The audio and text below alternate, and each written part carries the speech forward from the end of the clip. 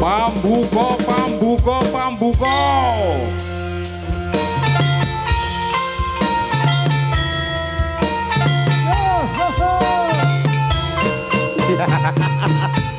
Sak pelopor carane dangdut kerasi ta.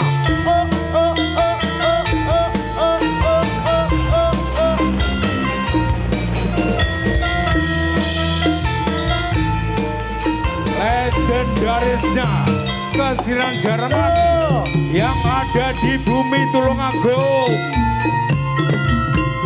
Turonggo Sawitri Putro.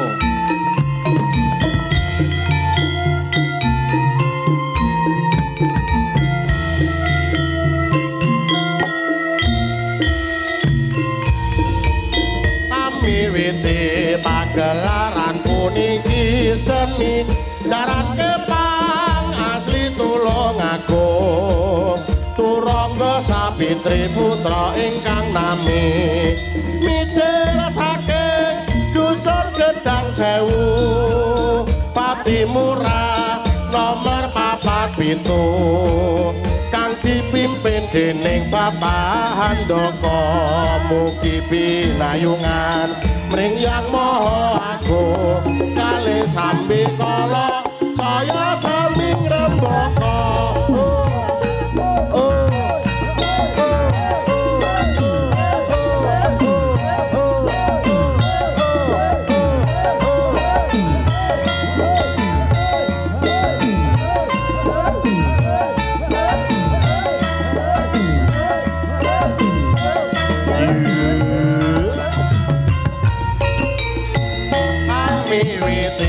pagelaran puniki seni jaran kepang asli Tulungagung Turangga Sawitri Putra ingkang nami mijil saking dusun Gedang Sewu Pati Murah nomor 47